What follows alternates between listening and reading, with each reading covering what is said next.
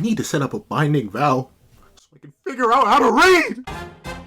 What's up, guys? I'm Pencil here, and here we are to do a breakdown and review for chapter 259 of Jujutsu Kaisen, which is known as the Decisive Battle in the Uninhabited Demon-Infested Shinjuku, Part 31 of 4,000. Yeah, y'all thought JJK was ending soon? Nah, G. We here for the long haul, ladies and gentlemen. Nah, but you know we got a whole lot to talk about. You know we ain't got, well, we do have a decent chunk of time. This is the long review, so I'm allowing myself to yap. I'm undoing that binding vow. I need to start doing these backwards again. I need to start doing the long reviews before the short reviews, so I can take the understanding I get in the long reviews and apply it to the short reviews. But let's not waste any more time. Let's hop right into it. Editing me, are you ready? 3, 2, 1, go. Hey, what's up, guys? That guy with a pencil here. Fun fact, I do happen to have it on me and keep it on me at all times. Another fun fact, I can't read. I'm not going to say I can't read Japanese. I'm not going to say I can't read Spanish. I'm not going to say I can't read French. No, I just can't read. I'm genuinely illiterate. If you're wondering how I got to this point, audiobooks. And you wonder how I got to audiobooks, I don't even know. You know, I was just born in it. But with that being the case, you know we got a ton to talk about. Let's talk about this little flashback thing first, because obviously this is meant to be the setup for what's going to be revealed later, and bada bing, bada boom. And I'll talk about the blessing and the curse of Jujutsu Kaisen and its story structure. And obviously we're going to go further into that the further we get into the chapter. But let's just go page by page, panel by panel. The trick to convergence? It looks like I'm doing switch training with Hakotsu-senpai and Kusakabe-sensei, so we'll need to work on blood manipulation the hard way. We only have 1 month. Give me every piece of advice you got. So! This is interesting, ladies and gentlemen. Interesting. Got me tapping my fingers together, something like that. So it's confirmed that Yuji Itadori did swap training with both Kusakabe, obviously for Symbol Domain, and Yuta Kotsu for RCT. Notably, those were the 2 most logical options. Like, I'm not gonna pretend like this is the craziest revelation out there, like this is gonna fundamentally change this, right? No, like, yeah, of course he would do it with those 2. Because, like, who was he gonna do it with? Hakari? Hakari and Jackpot, maybe? Because regular Hakari doesn't know how to use RCT. Who was he gonna do it with? Shoko? She can heal other people, but how efficient is her RCT? And has she ever used it in a combat sense? Doubt both of that. And also, this does lead to an interesting idea that depending on how long he switched train with the Kotsu, he may have the highest level of RCT. Like, if you think about it, he may be able to heal other people. Which is weird to think about, but it's not entirely impossible. Because remember, Yuta is one of 3 characters. Only 3 characters out of the entire list of RCT users. Admittedly, the list isn't that long, especially if you use like people who actually can use RCT on command and not like Hakari, you gotta drop him off. And you obviously can't include curses in that because they don't have RCT. But with that being the case, Yuta, Shoko, and Sukuna. Those are the only 3 characters in the entire series to have shown RCT that can be used on other people. It is less efficient, don't get me wrong, but Yuji could do that, possibly. That's the only other thing I could hypothetically see him getting from Akotsu switch training. I don't know how Rika felt about that, though. Like, presumably Rika would recognize, like, hey, you aren't Yuta. What are you doing in his body? Or, like, was, like, that curse temporarily switched over to, like, Yuji's body? I don't know. But that's interesting. It's a nice little solid confirmation piece. I'm not exactly sure what else could come of that. Maybe some accident. But that's the thing, though. I don't think much else came from it. Because Sukuna would have mentioned it. That's the thing. Only Yuji figured out the soul punching thing. But hypothetically, the reason I was so hyped about this when it was initially confirmed was the idea that maybe Yuji had taught Yuta some bit of soul perception. And hypothetical soul defense and soul regeneration. Stuff like that.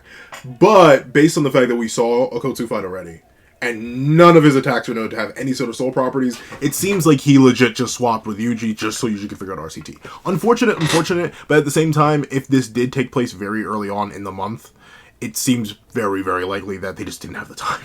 Like, Yuji may have been able to teach you to that, and maybe been able to teach other people that, but even with them swapping bodies, there just wasn't enough time, and the focus was on making Yuji as powerful as possible. Yuta, for the most part, was probably just focused on getting new techniques, like eating a piece of Charles and getting an understanding of foresight, further practicing sky manipulation every day, heck, probably even figuring out how to use Cleaving Dismantle once he got him.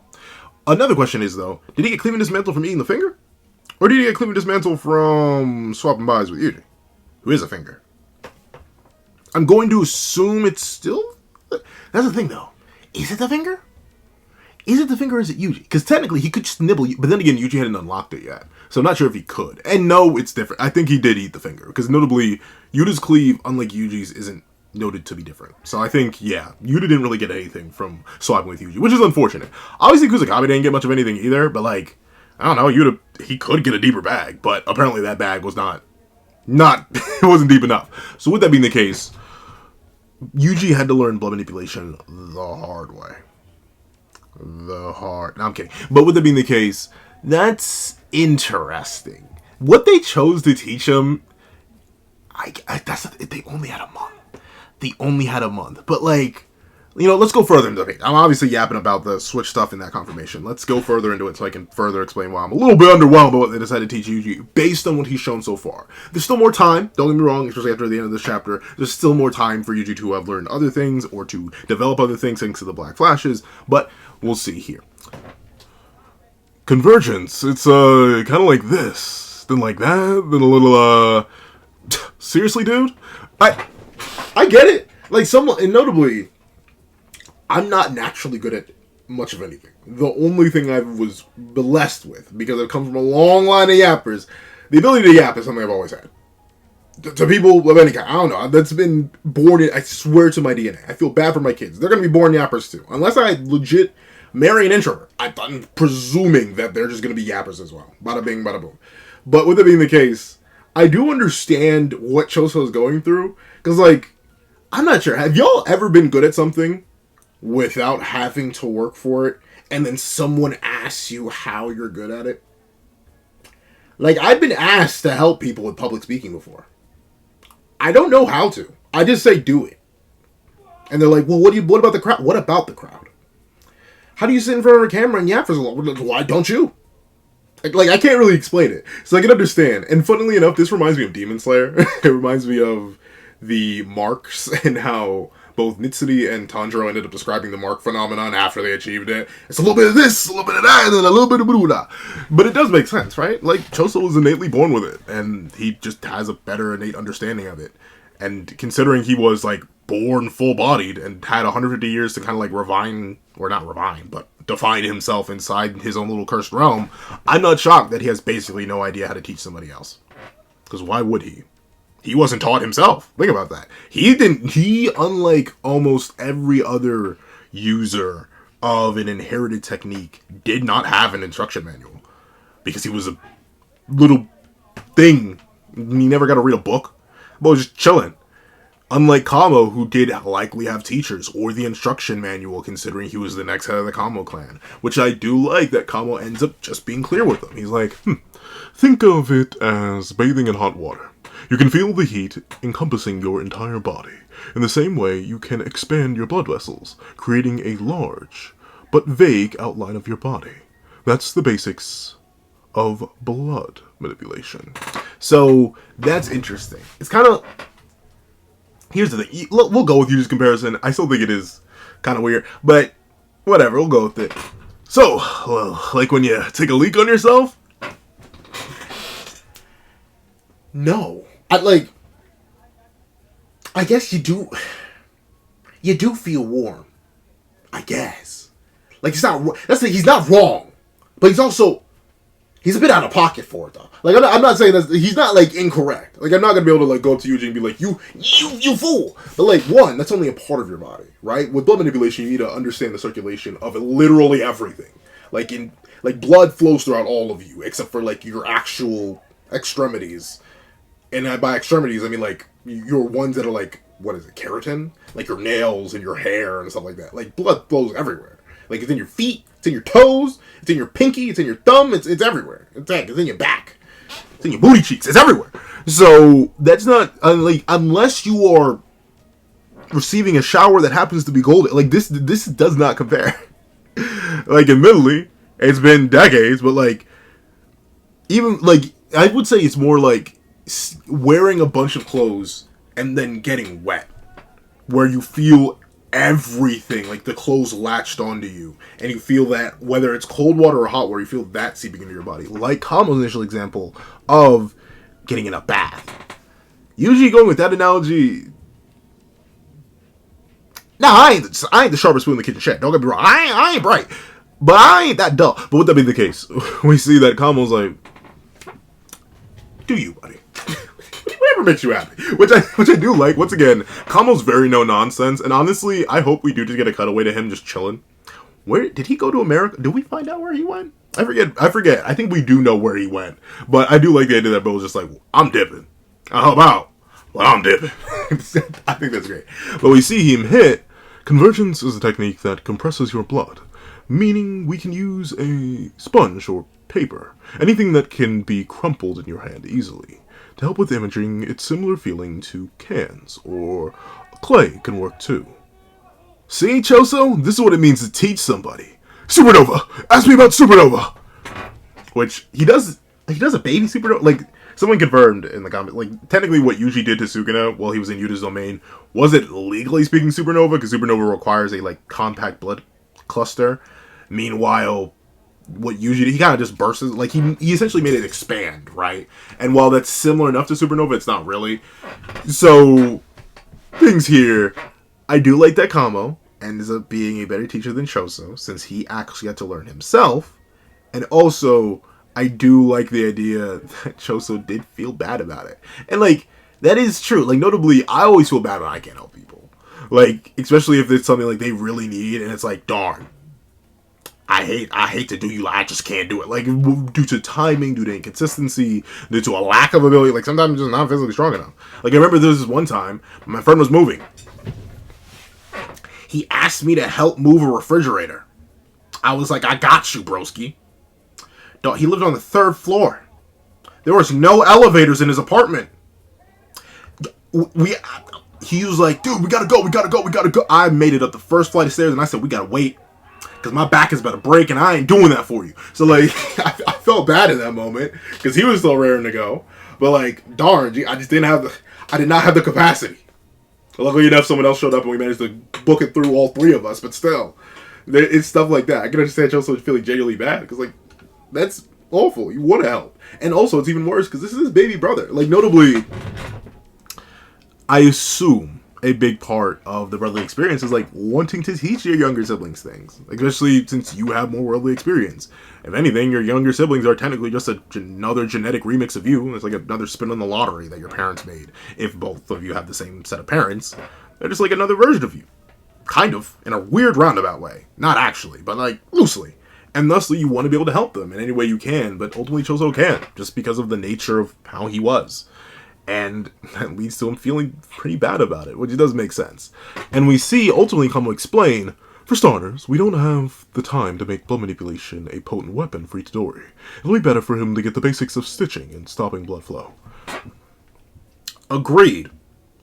But why didn't y'all teach him flowing red skill stack? If he does, like, notably, I've heard debates on it. Like, some people are saying he's using it this entire time. Like, he's just consistently been in flowing red skill stack. And he just has never turned it off. And, or, the other side, the side I'm leaning on, he just doesn't know how to use it. That should have been a basic. Kind of like how the symbol domain auto attacks that Kusakabe does should have been, like, the first thing that almost everybody, but especially Itadori, should have learned, considering he's the main person who can auto shut down Sukuna.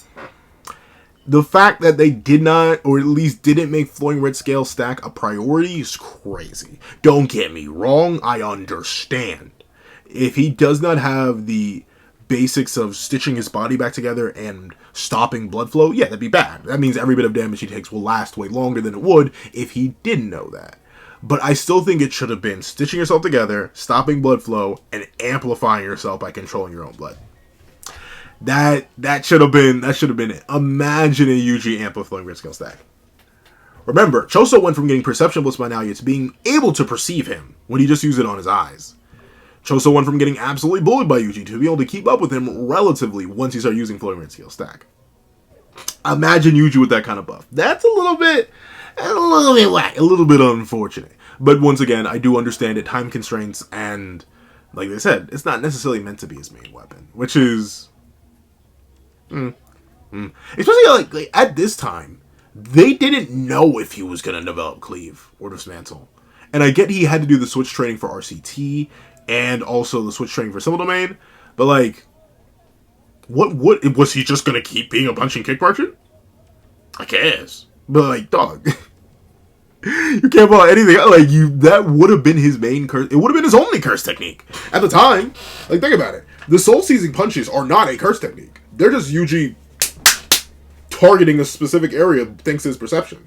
That's like saying Maki and Toji's perception is a curse technique when it's clearly not. Blood manipulation would have been his only tool. I'm shocked they didn't like hard hammer in at least some basic stuff. Though obviously they did teach him some stuff because we know he knows how to do a piercing blood. He can't do convergence on his own, but we know he knows how to do a piercing blood. So like flowing red skill stack, oh no, that's a little bit wacky. That's a little bit silly. But let's go on. I spent enough time in this page. Jeez, I've been yapping for a minute. But let's move on to the thing that proves I cannot read. So Uraume Sukuna. Now let me hit this real quick. Let me do some judging. Let me activate my Sharingan real quick. Hold on, Sharingan. Are you activated? The Sharingan is in fact activated. I see it. I see the vision. Let's do a nice gentle little read through and make sure I have this understanding straight. So when I record the Furnace Explained video, I actually know what I'm talking about and I'm not dumb. But let's go. Uraume Sukuna can only open the furnace doors after preparing his ingredients. Cleave and dismantle. Despite their absurd firepower, the flames within the furnace lack both speed and range. To amend this, Sukuna undertook another binding vow. Outside the domain, his furnace cannot be used upon multiple targets. This binding vow enabled Sukuna to not only reduce all within Malevolent Shrine's range to dust, but ensure that all resulting particles were matted in the explosive cursed energy akin to furnace. On top of this, Sukuna deftly altered the functionality of the domain to that allowed only entry to living beings, maintaining the shrine's output while sealing it airtight. So, I'm not even sure, like, I misexplained it. I should have listened to my wrong explanation to make sure I don't make that explanation wrong again. I'm gonna go with what I think. If I'm wrong again, please just correct me. I have been wrong before. I'm probably gonna be wrong in this video. And I'm telling you I'm gonna be wrong in the future. This is a promise from that guy to y'all. I ain't the sharpest spoon in no kitchen shed. But let me at least take a hazard of a guess of what this means. Essentially, the furnace is a locked alt. It's not necessarily an install, but it is a level 3, for example. Sukuna needs to build meter.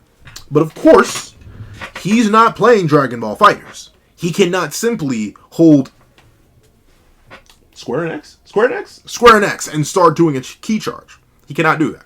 So what he needs to do is prepare, warm things up, get the furnace nice and toasty, if you will. And in order to do that, he uses Cleave and Dismantle. Now, once again, this is where I'm thinking. If I'm not mistaken, that's the weird thing because of the use of the comma here in this translation. I've heard different things, but Sukuna can only open the furnace doors after preparing his ingredients, Cleave and Dismantle. That implies that Cleave and Dismantle are the ingredients, but at least the way I've had it explained to me, the ingredients are the people.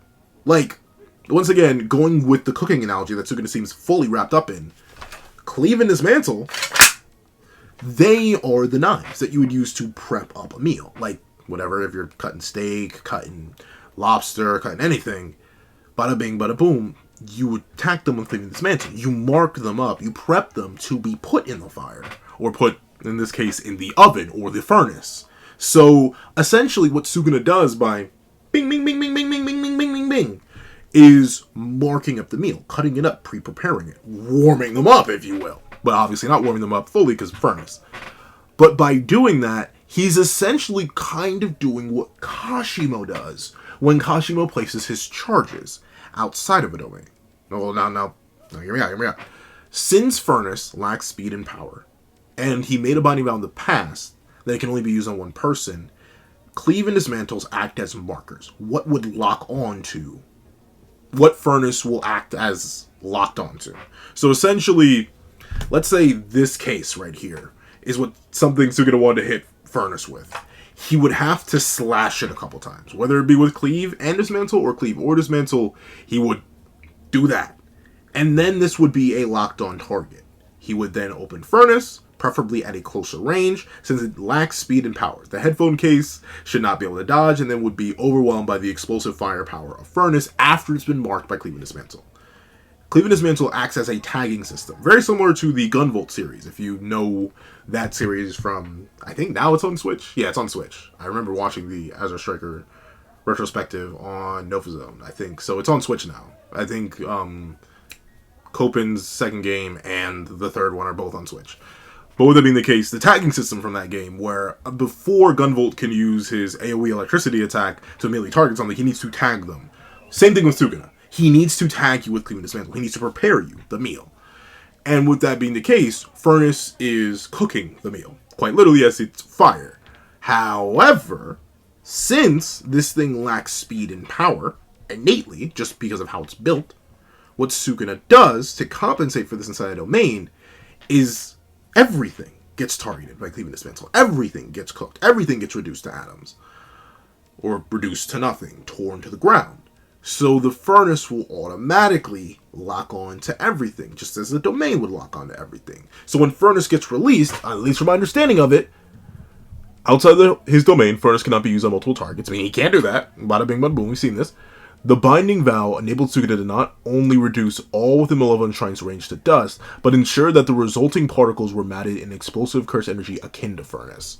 So, essentially, in the domain, since everything gets marked, everything gets tagged by Cleave and Dismantle, everything technically is a prepared ingredient. And think of it like, once again, purely from my understanding, if I'm wrong, correct me, think of it like you have a spread. Say you're going to make a full dinner. You aren't just like your boy and just like throwing something in a toaster oven, just hoping for the best. You got salmon, you got steak, you got lobster, you got baked potato, you got tomatoes, you got lettuce, you got asparagus. You making up a fine star meal. Essentially, Sukuna is locked to one pan. If he was making all that meal outside of his own kitchen, if he was just in the open air, like an open bar grill or whatever, and he was chopping it up, he'd have to chop it up individually, then throw it in the furnace. Or throw it on the grill in this comparison. But with him being in his own kitchen, once he decides to prepare all the ingredients due to it all being his domain, all the ingredients get cut at once. They're all reduced to nothing at the same time. Meaning the furnace can be activated on all of them at the same time. And also, once the furnace, the fire arrow, has been launched, everything within the domain sort of has a reactive sure hit effect, not an innate sure hit effect. The fire arrow, at least from my understanding, does not become a sure hit.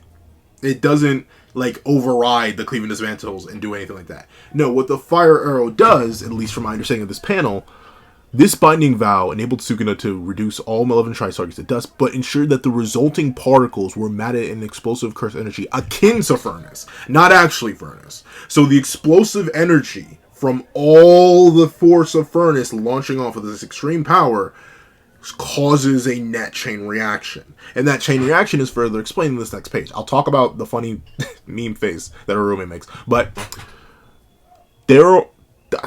I cannot say it. Thermobaric explosives and the transformed particle matter danced, raining down on every inch of the domain. The heat of Furnace spread the detonations immediately, birthing scalding, instantly compressing, and decompressing shockwaves, ensuring the death of all living beings inside the domain. An attack capable of instantaneously obliterating Maharaga back in Shibuya. This is Ryuman Sukuna's ultimate move. So, once again, the fire arrow, at least from my understanding, once again, feel free to correct me. I'm not the sharpest spoon in no kitchen shed. Feel free to correct me. The fire arrow never becomes a sure hit. It doesn't. It's just the amount of force and energy it releases on top of all the prepared ingredients inside a domain resonates and essentially superheats everything, which then causes particle explosions, or at least detonations on top of that. And those detonations cause detonations, and the detonations cause detonations, and they bounce off each other. Kind of just like a chain reaction, just an explosion. Like, think of it as if you lined up sticks of dynamite within the explosive range of each other. So, like, let's say a stick of dynamite has 5 meters of effective range. I have no idea about dynamite. But you light that first one, run away, because you don't want to get hit by it, and then it detonates. But the fire from that first stick of dynamite lights the second stick, and then that detonates, and then next stick, and then that, and that's that. So that's what furnace does. It's just all the ingredients have been prepped, all that latent kinetic energy is there, boom, fire spread.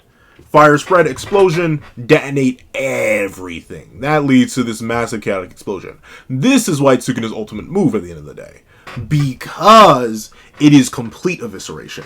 While Malevolent Shrine innately, before any activation of the furnace, seems to be, like, effective. You know, it tears things down.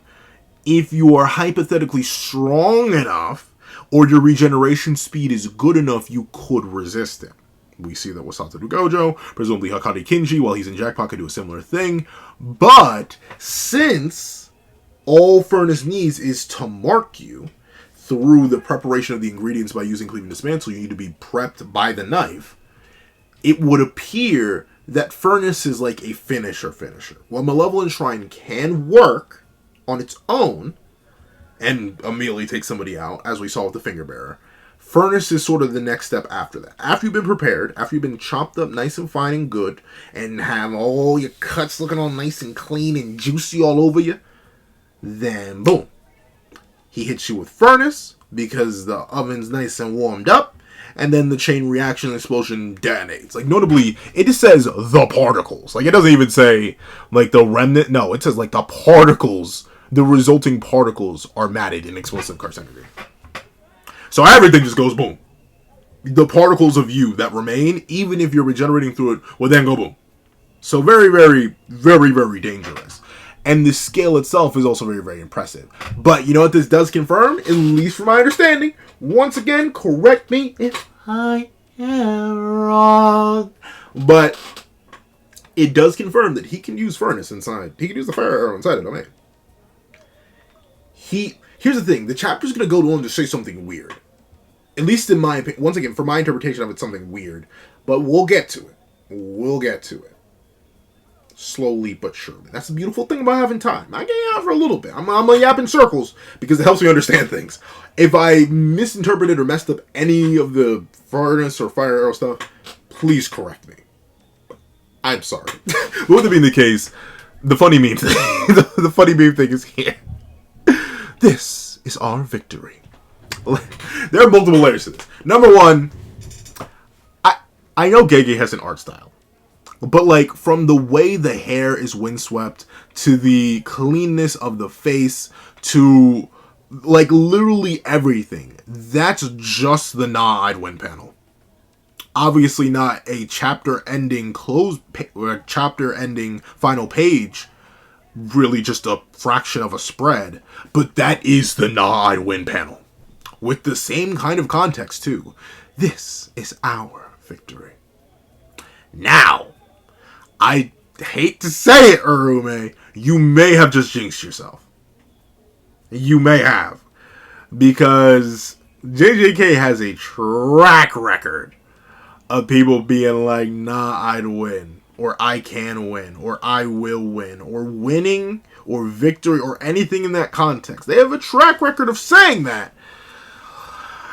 Only for that to fall apart. Yuji said it, Yuki said it, Mekamaru said it, Nobara said it, like so many different characters have said it.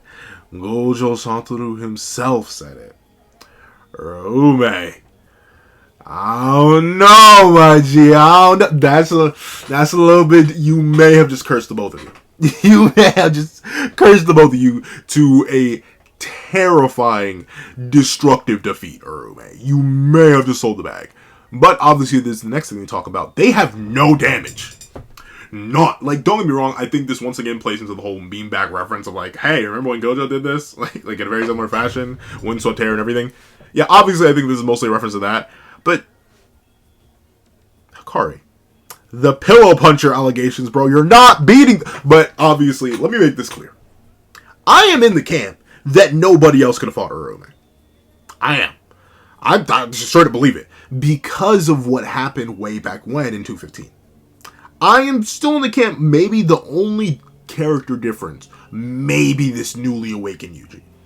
But just based on how they've all dealt with dismantles and levels of their perception and what each of the cast has been shown to be good at this point, and whether or not you think characters have surpassed the projection sorcerers in terms of their speed or could react to them, stuff like that, I think Maki still has the best perception.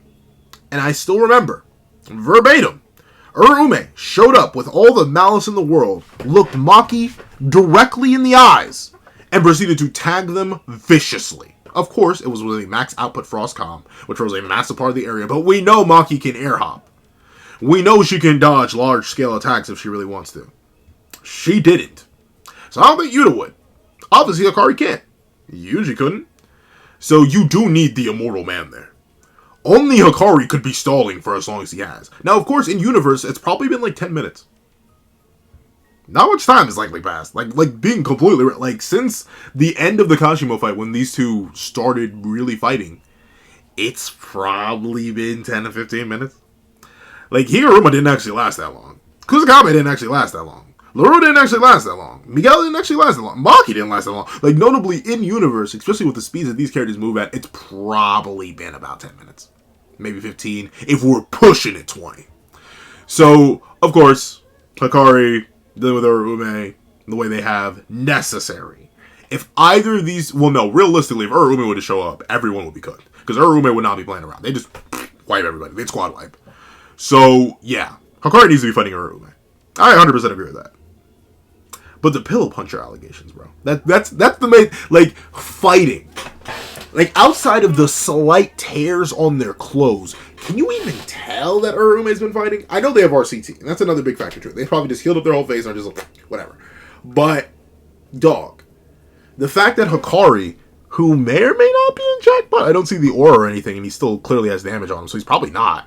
But, like, the fact that Hakari has so much visible damage on him from his face, to his shoulder, to literally lacking a shirt, all that when last we saw him, at least before 252, I do believe, he did seem to have a lot of himself intact. Yeah, the fact that he's the only one looking beat up when he's the one with infinite RCT and infinite curse energy, yeah, that's not very good. So, it is still unfortunate for Hakari. I get it, this is the role he's meant to play, and I do agree with the common fandom consensus that if Hakari's not fighting Uraume comes in squad wipes, I agree with that. But man, dog, like, this is more so for the Hakari fan in me. Like, I'm legit just hoping bro can beat the allegations eventually. Because, dog, we're running out of time. Like, straight up. Dude, we're losing everything that could have been impressive for Hakari to tank. We lost Domain, unless Sukuna pulls out another one. We've used Furnace, unless Sukuna pulls out another. Like, we've gone through everything that could have been impressive for Hakari to just, ow, and then regenerate through. So, I don't know. I guess maybe their final battle is legit just Uraume, which is unfortunate. Once again, just because, like, no matter what, even if you're like me and think Uraume is like a sleeper top 10 pick, like arguably, like, he's got like a top 8, top 7, if you're memeing, not memeing, not really, based on their weird speed feats and their potency, especially depending on how you scale Hakari and his durability, whether he's on guard or not, like, arguably a low-key top 6 or 5 character in the verse. Even still, it's just the fact that he's done basically no damage. It's the Kashimo problem all over again, where the battle ended, and yeah, Hakari won, but he barely had anything to show for it. Hakari's been fighting Uraume in our time 236? 7. We'll say 7. 237, and then we're on 259. 22 chapters. Y'all, 22 chapters is over half a year, like, at least in manga time. 22 chapters is a hot minute.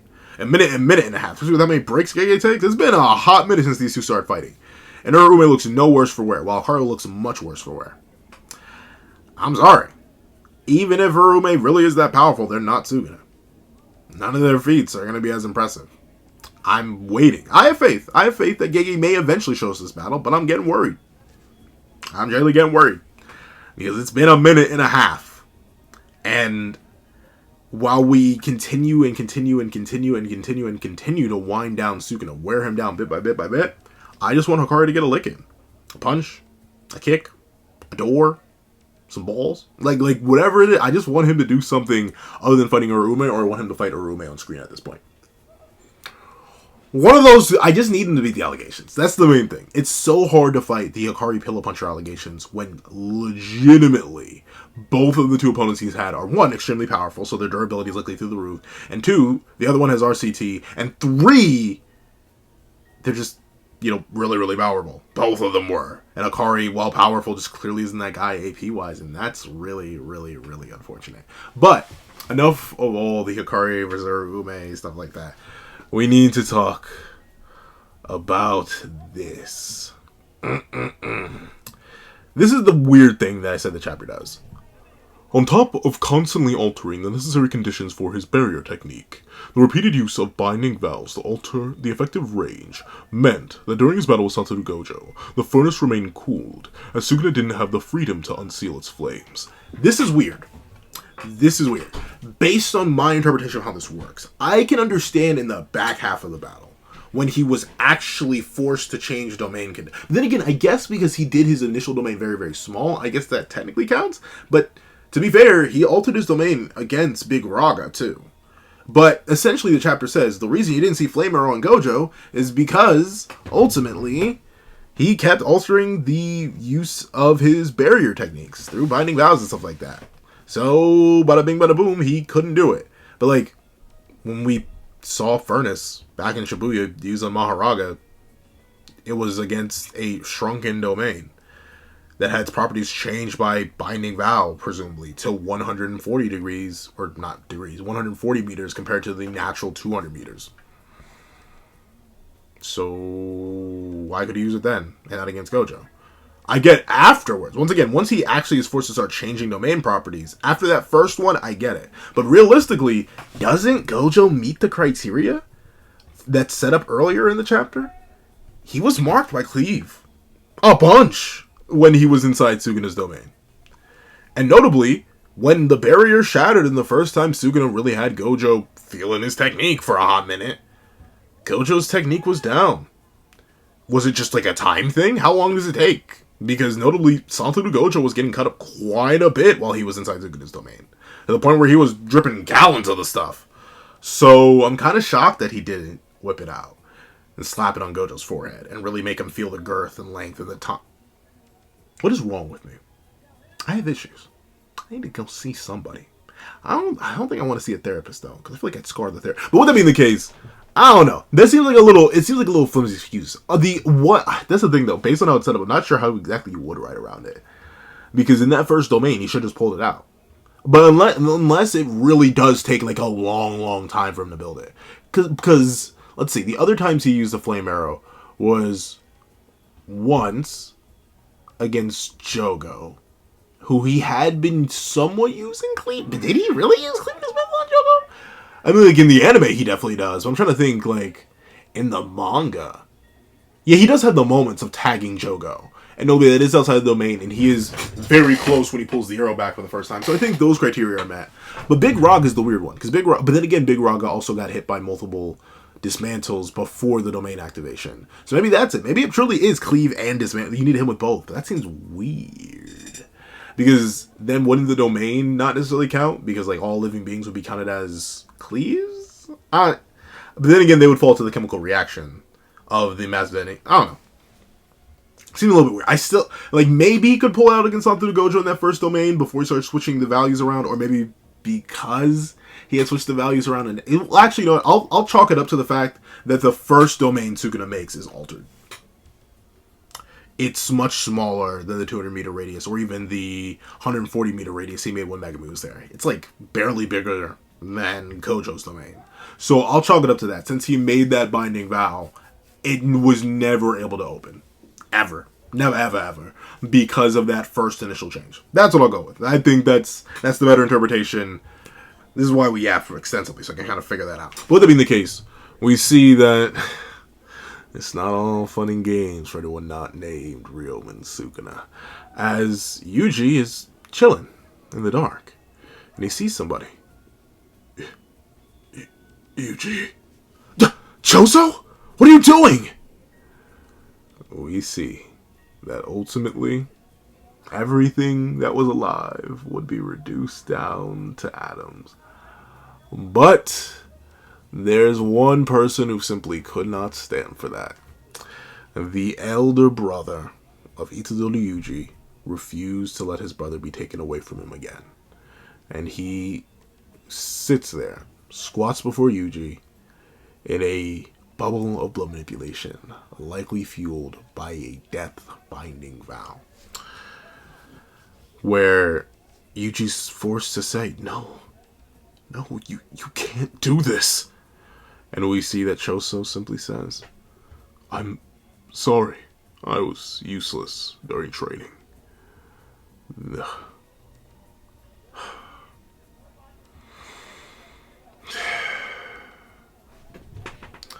Brother, your big brother tends to do things instinctively. That's too funny.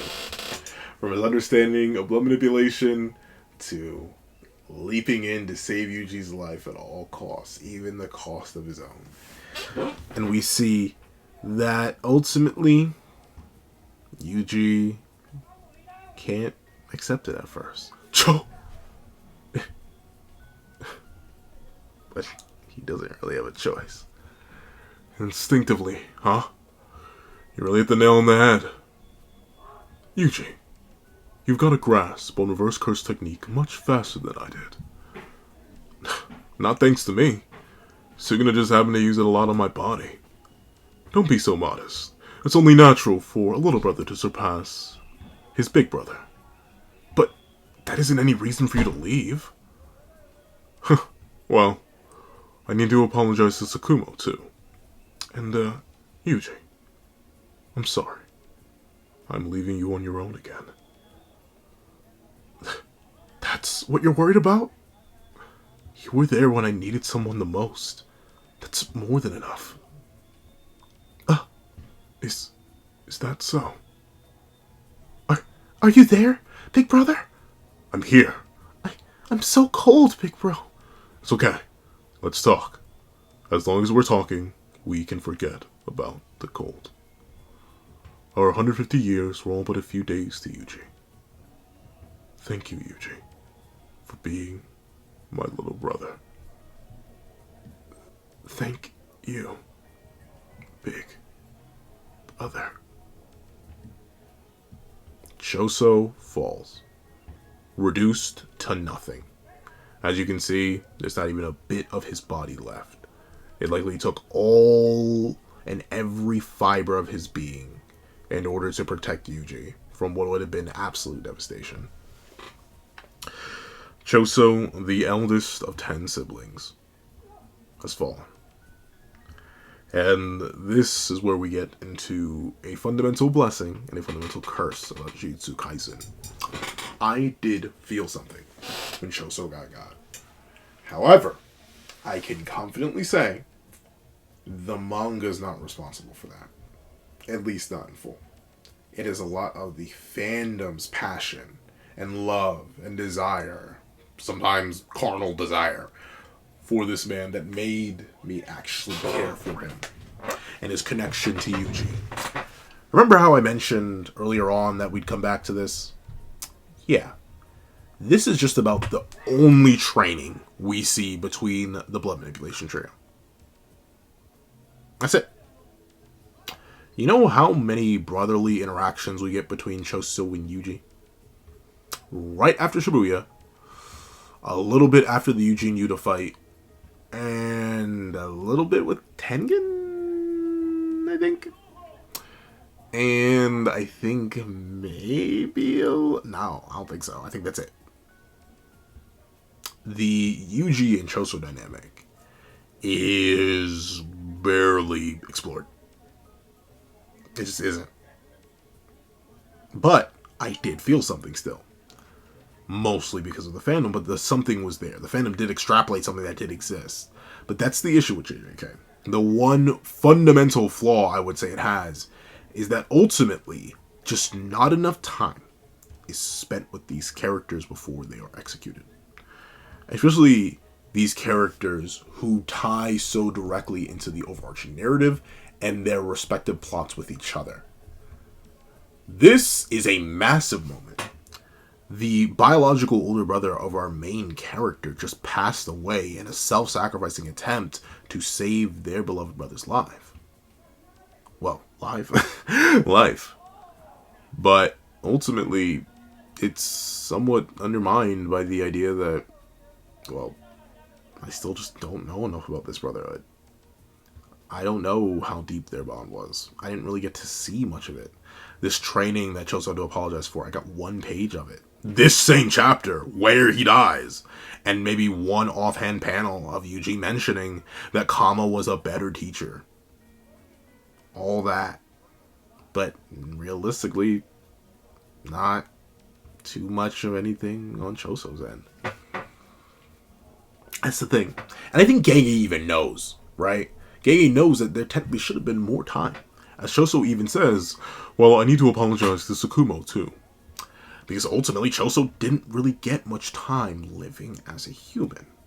He did, in the sense that he sided with Itadori Yuji and his family and decided to fight along all the rest of humanity against the King of Curses, so that clearly is it. But ultimately, he went out the same way he would have gone out from the start if he knew Yuji was his brother. Self-sacrifice. Because he loves his brothers. It's a fundamental and core part of the character that I wouldn't change, absolutely. But ultimately, it just isn't really explored to the depths of what I think would have made this one of the best brotherly dynamics in all of shonen. It had the potential, it just wasn't explored. And of course, I get it. There's very limited time for it to have been explored, but it was there. And there were a whole plot, mainly the military plot line, that you could have elongated, elaborated on, could have allowed us to actually feel and understand these characters and their dynamics. But nope. Full speed ahead. We have to keep moving forward. Shinso Sasagi, like legit. We need to just keep doing that.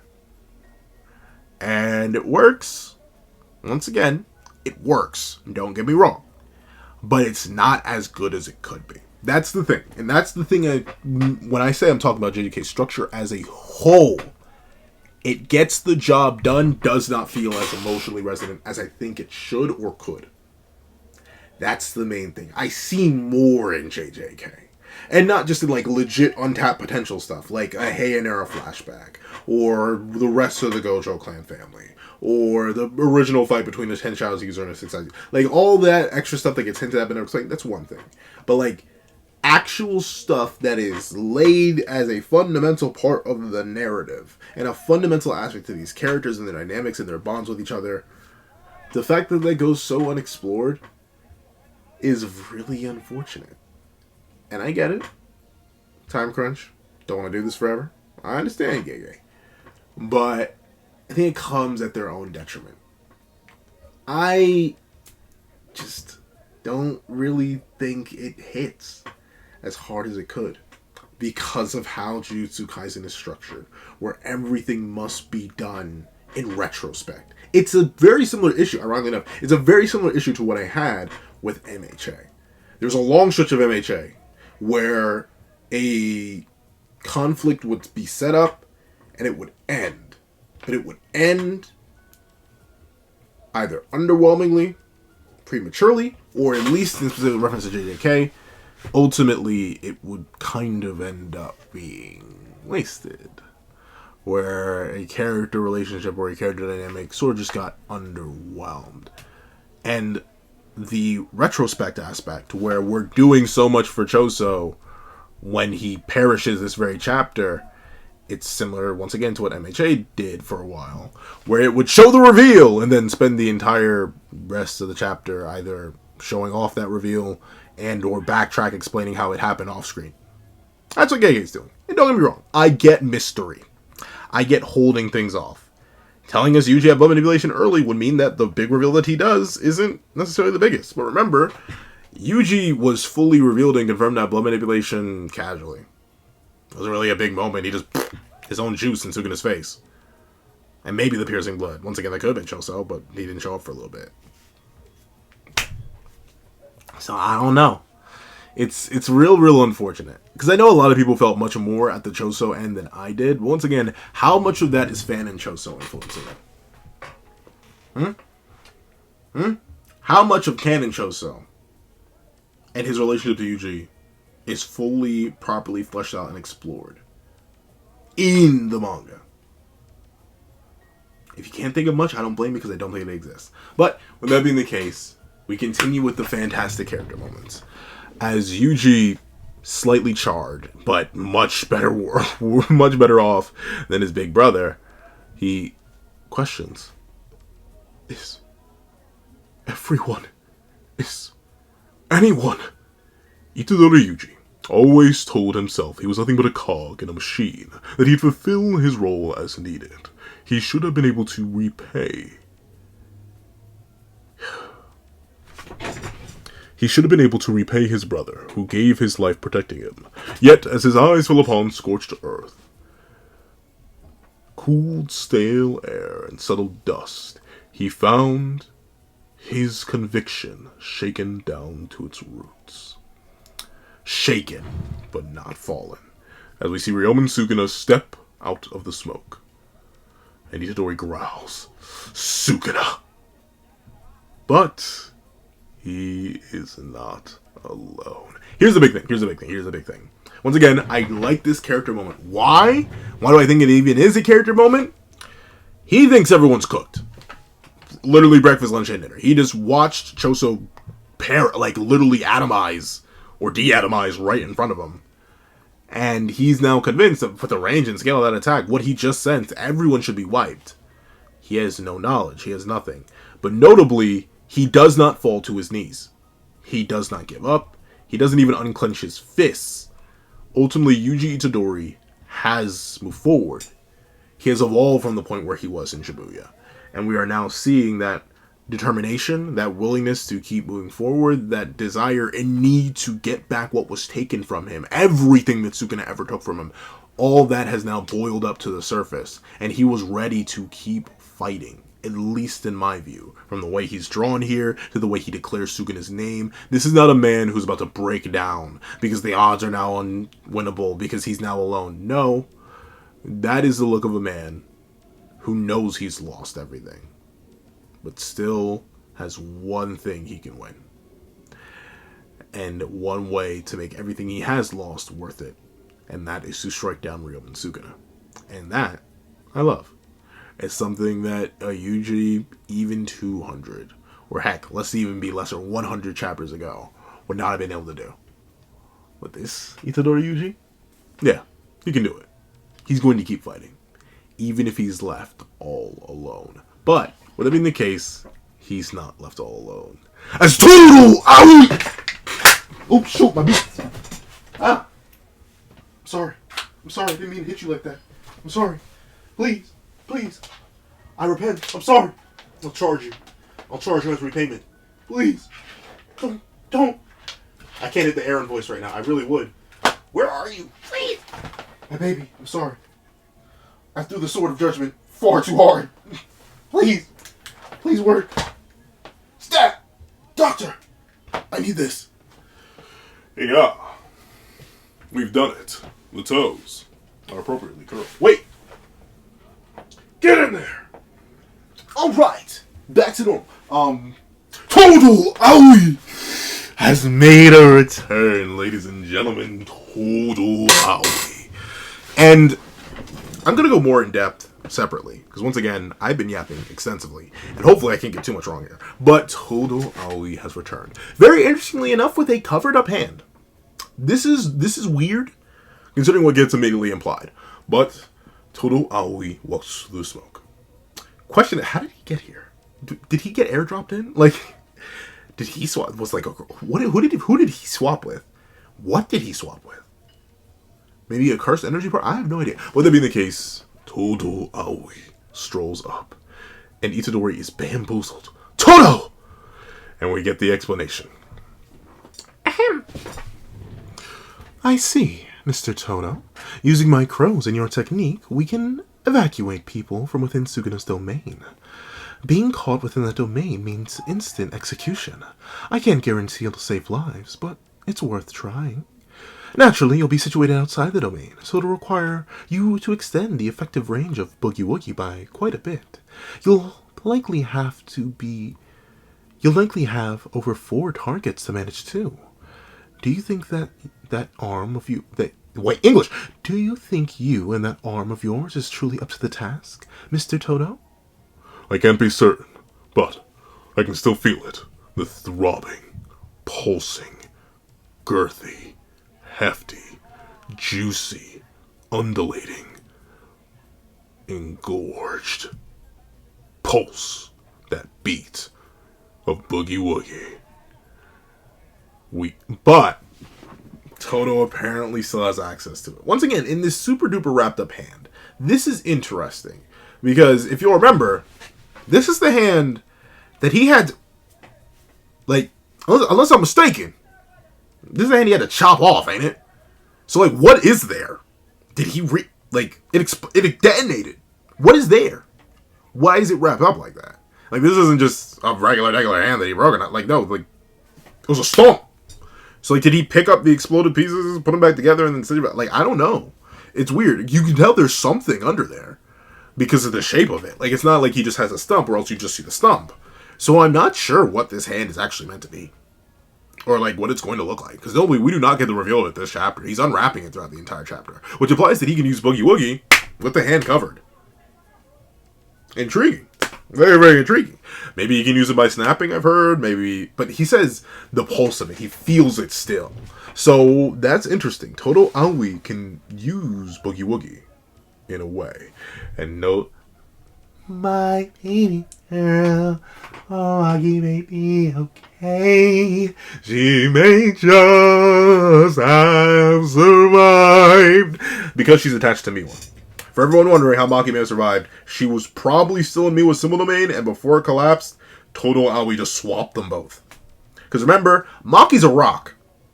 Or clothes. Or song. Like, she's not really, like, in terms of Jujutsu rules. Kind of like how I keep saying Unc Kuna is really Daddy Kuna, since Jin and Sukuna were technically the same person. Not just because Sukuna ate Jin, but also because of Jujutsu Society curse rules, where, like, if you are born as twins, you are quite literally the same person. Due to that, Sukuna is just as much Yuji's father as he is his uncle, biologically. For this, Maki, for all intents and purposes, by being a heavenly restriction user with no cursed energy, is a rock, or a piece of clothing. A breathing, walking, talking rock, but just like Yuji is a walking, talking finger. So technically, Maki should be fine. Hopefully. I highly doubt Gege would off-screen Maki. Ino, probably. Miwa, probably. But not Maki. Gege loves Maki almost as much as we do. Maybe more. Like, golly, I don't know. Maki, she's been battered. But she did eat 2 black flashes and get back up. She did get hit by dismantles and get back up. She has been the only character to consistently react to and deflect dismantles.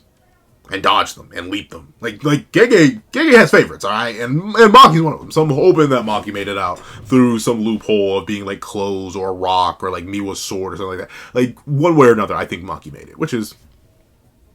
Hallelujah. And I think we did get to see it. I believe in 258, we saw the crows sort of get... Like, we saw these crows get slashed up.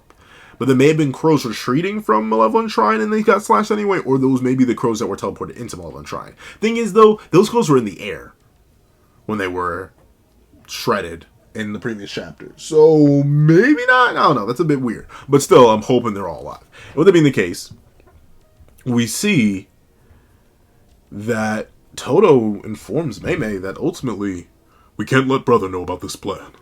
You know why, don't you, Miss Mei? Their resonance. Indeed. Itadori Yuji and Ryoma Sukuna were two souls inhabiting one body. Although severed, their connection runs thick.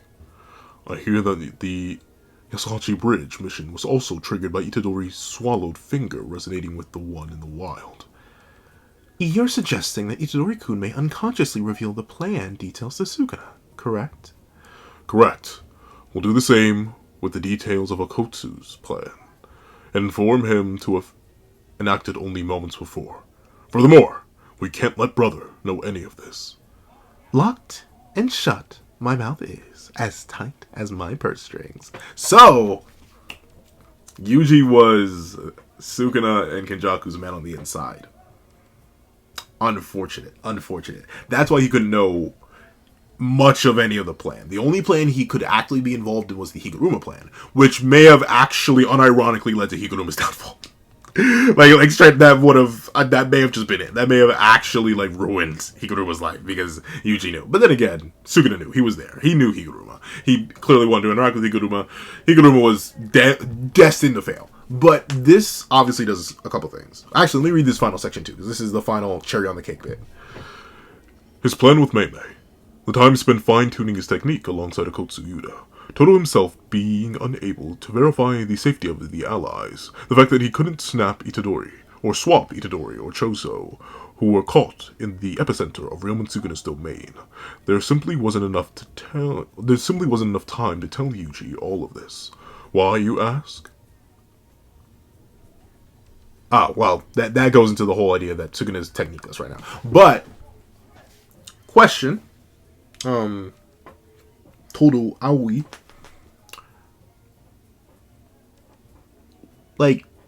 dog, first things first, you knew the domain was open barriered.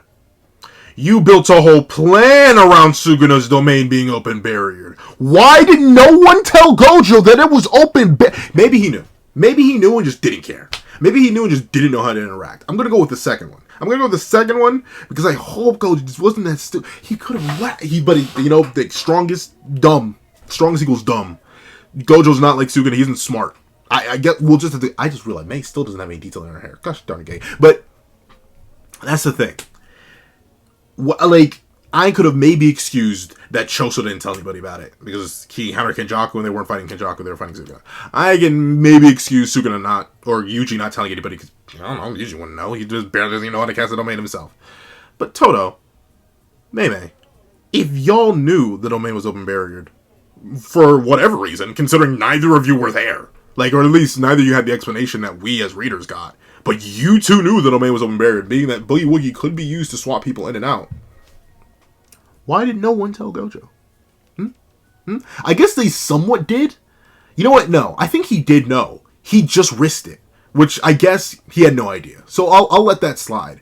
Because one of the big things about this, we do see Gojo attempt to run after his technique gets shut down. And then he never just out of there. He never teleports out. Or at least just moves out of the domain whenever he has the chance to, even when his technique is back. Why? Strongest equals dumb. I'm just gonna go with that because whatever. I've already talked about how I feel about Gojo not doing anything with open barrier information. But with it being the case, that's the one weird thing. And the other weird thing, Todo, couldn't you have been used earlier, G? At least for the Higuruma plan. Can you imagine if unexpectedly Higuruma and Sukuna swap places? Or the blade and piece of Sukuna swap places? Or something? I feel like Todo could have been used earlier.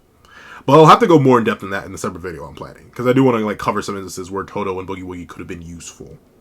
Before half the cast got chopped in half or died. But with that being the case, we see that ultimately there's not too much time to explain. As Todo Aoi declares, I'm sorry, brother. However, Todo? Everyone else is most likely fine. Keyword is most likely because they don't know. And we see that Yuji's it's time to lock in. Most likely fine. I'll believe him. That's all I can do right now. Because after using his domain, Ryoma Sukuna has entered a state in which it is painstakingly difficult to use his curse technique. Brotherly bonds linked on the path to victory. Chapter 259, end. He's gonna use his technique, by the way. Like, I get it. They're in a confident state where they think he may not be able to use it. Todo, why are you already battle damaged? Was this the smoke? Why? What did you get hit by? Why are you already battle damaged, bro? I didn't even notice that. Like, my spoilers. Why are you initially damaged? What did you get hit by, bro? What were you? Was it just? Is it just hot in there? It's probably just hot in there. But with that being the case, like, Sukuna's gonna figure out how to use it. Like, dog. Even if he can't do like the RCT thing, because his RCT regen is in the trash right now. Like, Sukuna knows how to use Binding Vows. If he ever finds himself pressed to, he will whip it out. And, like, look at the face he has right now. He's smiling. He knows how this works. He's been in multiple battles inside Yuji with Todo. In fact, he was there every single time Yuji and Todo teamed up. He knows what it feels like to be boogie woogied, because he was in Yuji. This is not going to go anywhere near as smooth as I think it is. But isn't that the fun of it all? But overall, if you couldn't tell by my extensive yapping, my appreciation, my depreciation, my critiques on story structure, my lack of critiques on story structure, how skeptical I am about certain things versus how not skeptical I am. Yeah, this chapter is worthy. Undeniably. I still really like it. I'm interested to see how this goes next chapter. We are not on break next week, so this is going to be very interesting to see unfold at Mach 37 and see how these three characters interact, especially considering they all have experience with Todo's technique, and considering we still don't get to see what Todo's hand looks like or how this new Boogie Woogie is going to work. I think we're in for a chaotic little wild ride. So now is the perfect time to cut over to Hakari vs. Uraume. KK, please. I'm begging. But with that being the case, if you made it all the way to the end of this chunker of a video, please do me a favor and leave "It's lit." Yeah, I said it. It's lit. In the comment section down below. Thank you so much for watching. Please remember to leave a like, share, comment, and subscribe. And make sure that the notification bell so you don't miss out on any videos that come to the channel. Also, I do happen to have a Patreon below where you can support me for as low as $1 a month. Things like exclusive videos, early content, and more. So now become a member of the channel for as low as $3 a month to get the same perks and more. So those perks include a live reaction to this very chapter, ad-free variations of all my videos, and if you become a $25 patron or a $25 member, you can order whatever video you want. Also, I do have a link to my Ko-Fi in the description down below where you can drop 5 beans to donate to your boy, help a brother out, and get a nice little short video, or you could drop 25 beans for a full-length video of any topic you desire. But now, thank you so much for watching. Once again, I hope you guys have a wonderful day. This is Dagger the Pencil, writing off.